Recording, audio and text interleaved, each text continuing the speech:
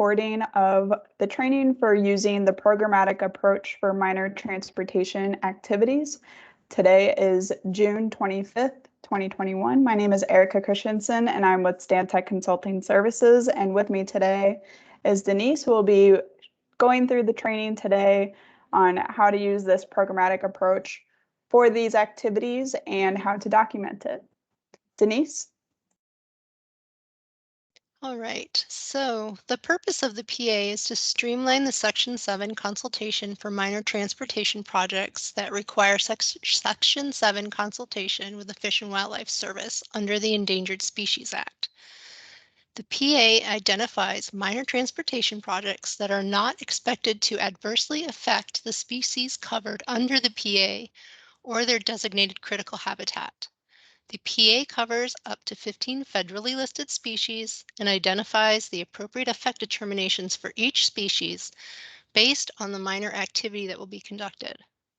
There are up to 27 different minor activities covered under the PA, and in some instances, conservation measures have been identified to further minimize minor effects that may occur when performing the selected activities. By following the steps within the PA to reach the effect determination and agreeing to apply the required conservation measures if required, the consultation process with the service is complete.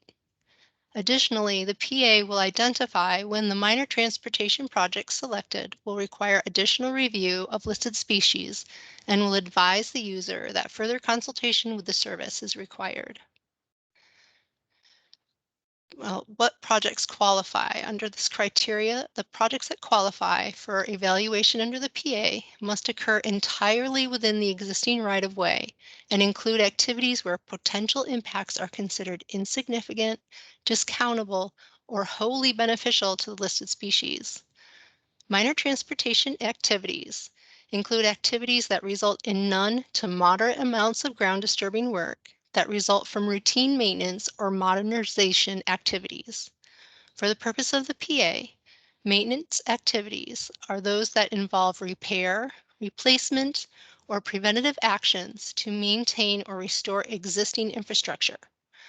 Modernization activities are those that enhance the existing transportation system, primarily to correct for substandard conditions and improve the safety for its users. Coverage under the PA is not provided for new construction activities in newly acquired right-of-way. In order to use the PA, the project being evaluated should not have significant environmental impacts to protected species or critical habitat.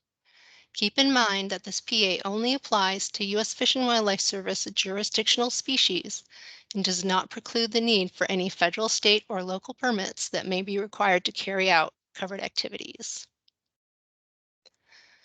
Consultation coverage under the PA is considered for federally funded projects where FDOT is the lead agency. In these cases, the PA can be used to complete consultation under Section 7 if all the qualifying measures are met.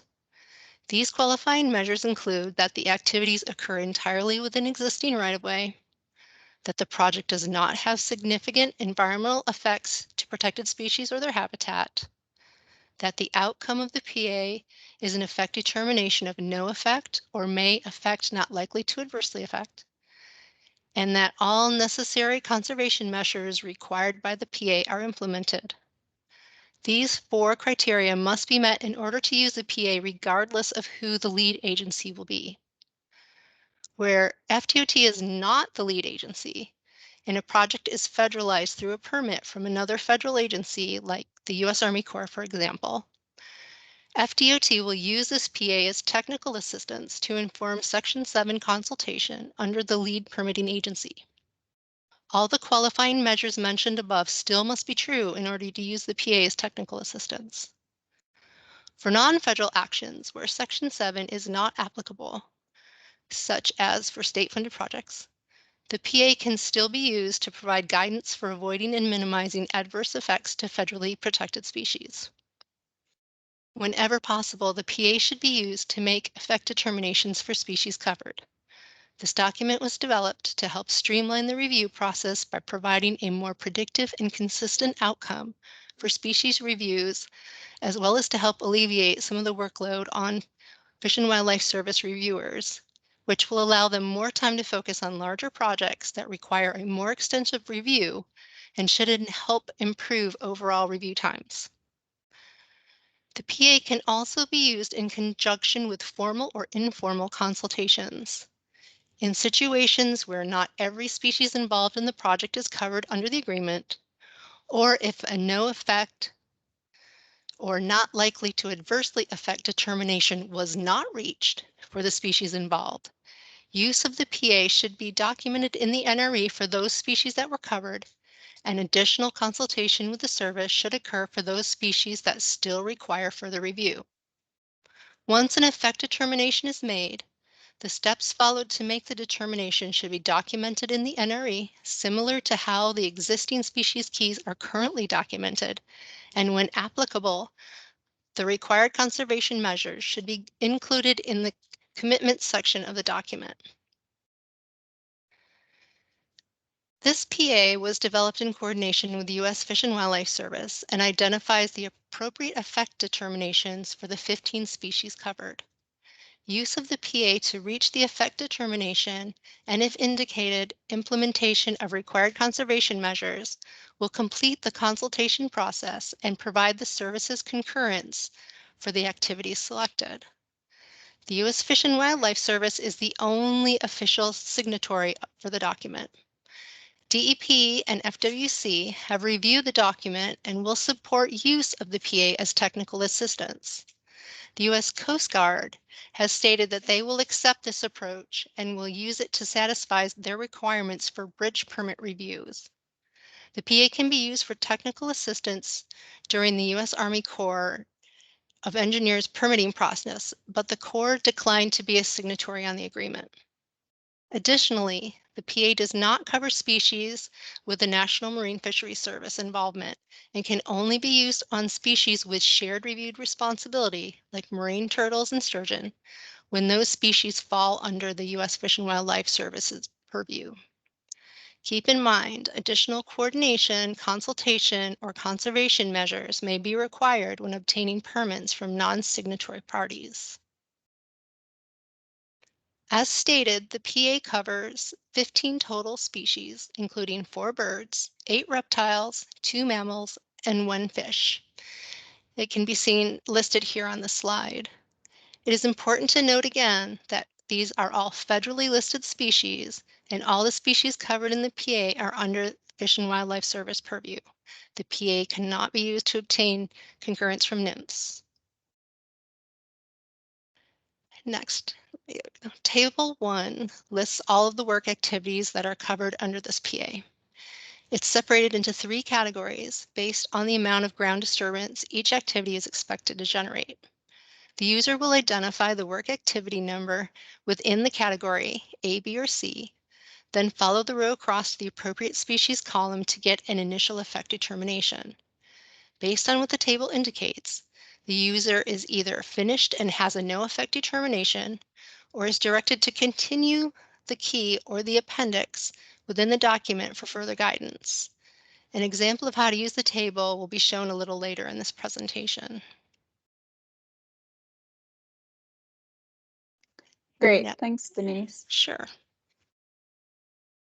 So next, this is Erica again, and I will walk through working through the PA. The flowchart here illustrates the steps involved in using the PA and the questions to ask yourself as you evaluate your project. We begin with, do all existing project activities occur within existing right-of-way and impacts are insignificant? If the answer is no, you cannot use the PA as activities need to occur in existing right-of-way and impacts must be insignificant. If the answer is yes, then you may continue to begin your desktop review for protected species, and once identified, work through Table 1 for each activity and species you have identified in the project area. If a may effect is reached for the species, the key cannot be used and the user will need to consult with the service either formally or informally. If a no effect is reached, then consultation is complete for that species and activity, and use of the PA is documented in the environmental document. If a may effect not likely to adversely affect or use key is reached, Consult the appropriate section of the PA to further define the proposed activity and potential impacts to the species. Additional surveys or conservation measures may be required. Document this process and the outcome in the environmental document, as well as any required conservation measures. Remember to include the required conservation measures as commitments. If a may effect is reached after working through the key or an appendix, then the PA cannot be used for concurrence of this species and consultation is required with the service. Use of the PA must be tracked in order to generate a required annual report to the service. A tracking tool is currently under development, but in the interim, we've provided a spreadsheet as a means for the districts to track each project where the PA is used to obtain concurrence. So now I'll go through an example of working through the PA and how to document it in the spreadsheet. So on the left here, you'll see the document for the programmatic agreement. And as we illustrated in our presentation, you'll find the list of covered species under Section 2 and the list of covered activities under Section 3 that are subdivided into activities with no ground disturbance, activities with minimal ground disturbance, and activities with moderate ground disturbance or in water work. So when working on a project, you'd want to identify, first off, whether your project occurs within existing right-of-way and if effects of the project are insignificant to protected species or habitat. If we've identified that we meet those conditions, then we can then gather what our project activities are, as well as our list of species. So here on the right, I have an example project where we have scrub jay, wood stork, eastern indigo snake, and a species of sea turtle for our project. And we've identified 3 activities to occur, which are marked by the X here under each activity label.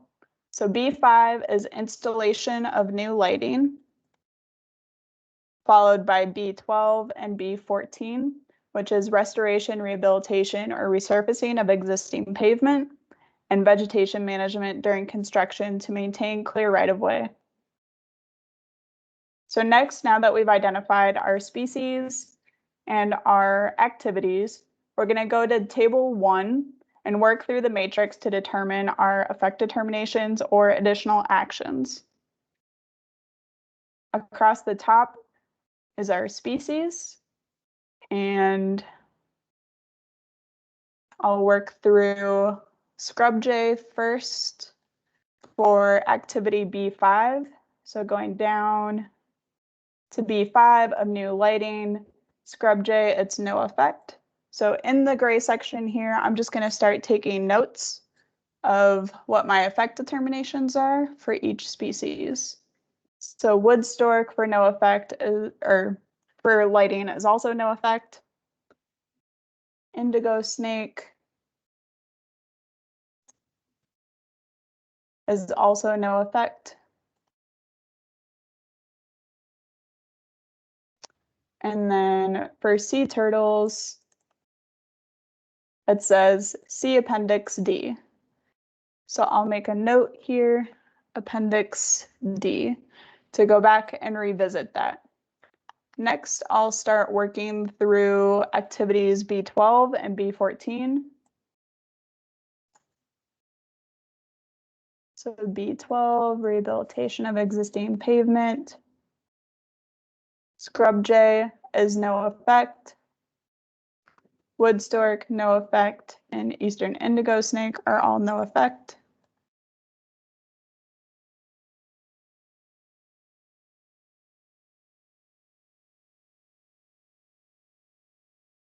And then for sea turtles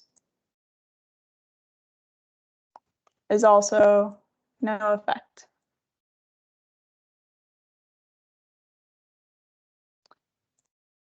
And then next is activity B14 for vegetation management. Scrub jay, we have manla with an asterisk. So an asterisk, as you'll see at the bottom of the footnotes for table 1, An asterisk indicates that an effect determination may change dependent on conditions listed in section 5. And the directions for the table, for each MANLA determination, you must review section 5 to determine if additional conservation measures are necessary. So I will note that it is MANLA with an asterisk, which may change depending on conditions in section 5, and then continue for the remaining species. Wood stork is also MANLA with an asterisk. And then indigo snake is MANLA. And MANLA is may affect, not likely to adversely affect, which we use as MANLA for short. And then for sea turtles, it is no effect.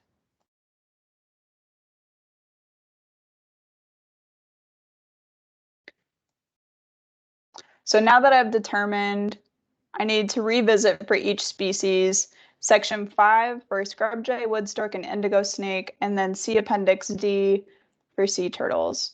I'll work through the conditions for scrub jay, wood stork, and indigo snake first. And I'm going to mark these under the conservation measure headings. So section 5 is the next section following the table. And I come down here to scrub jay. So it's asking whether our activities occur in occupied habitat or unoccupied habitat. And through the PA, you may assume occupation without conducting surveys, in which case you must follow the conservation measures. So I'm going to go ahead and assume presence. And I'm going to come under the conservation measures list and find scrub jay. And I'm going to mark scrub jay vegetation removal or alteration conservation measures will be followed. And then for species survey completed, I'm going to say no, assume presence. And based on that, our effect determination is may affect, not likely to adversely affect.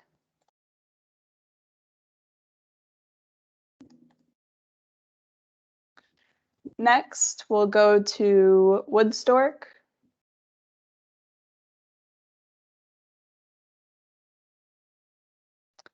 And work through these questions in section 5. And these questions are going to be answered under key steps for wood stork. So my project is not located within 0.47 miles of an active colony, so I'm going to continue. If the project has the potential to impact suitable foraging habitat is not within 0.47 miles of an active colony, then the following measures apply.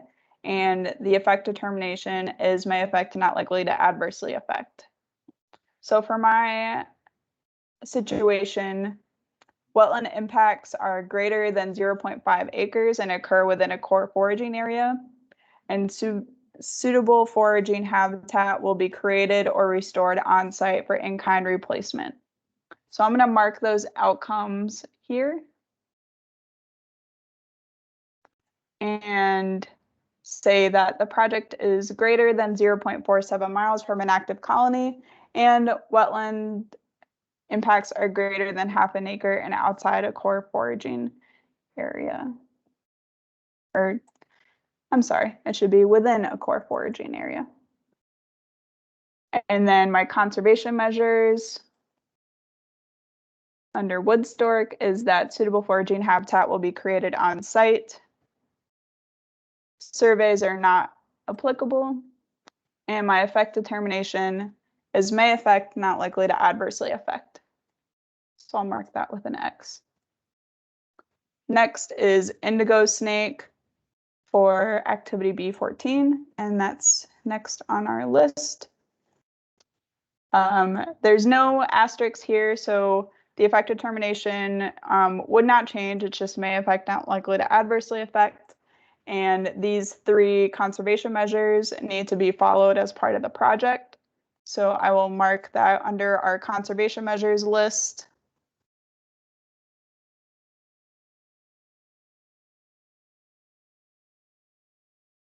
So I'm going to mark all 3 going across.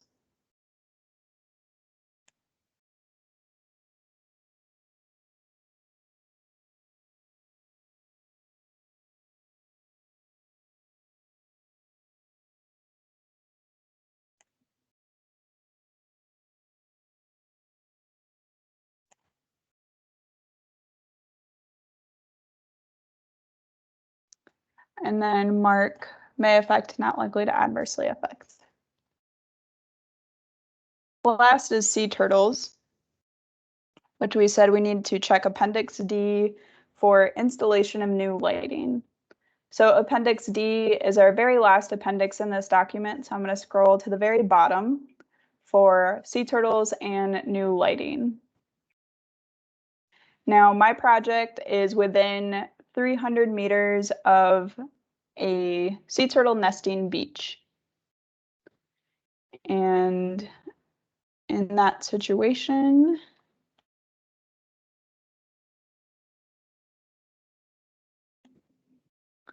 you'll see here that the project falls within a 300-meter buffer along the coastal, as noted on the map layer available at the website on DOT's website or through the Florida Geographic Database Library Metadata Explorer at this link as well.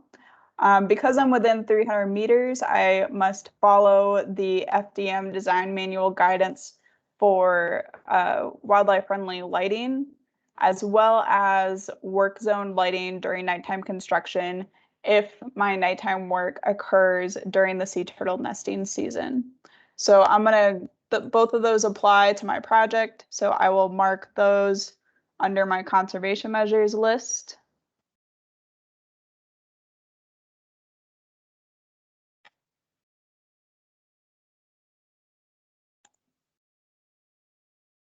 And also under section 5 for sea turtles,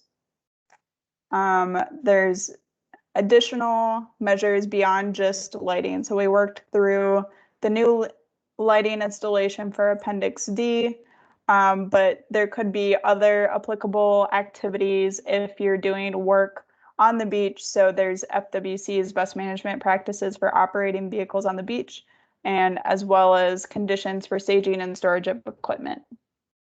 My project does not have vehicle or equipment usage on the beach, so I'm actually going to eliminate that one. And I'm all done. And this is a MANLA as well. And you'll see at the bottom here that it is summed for my project. I have 4 may affect, not likely to adversely affect determinations, and no effect or may affect determinations. And I'm complete for my example project, and I would mark in my commitments for the project all the conservation measures that I identified in these columns here. And if this project required an NRE, I would summarize all of this through use of the PA in the NRE as well. Thank you for watching our presentation today, and let us know and contact OEM if you have any questions. Thank you.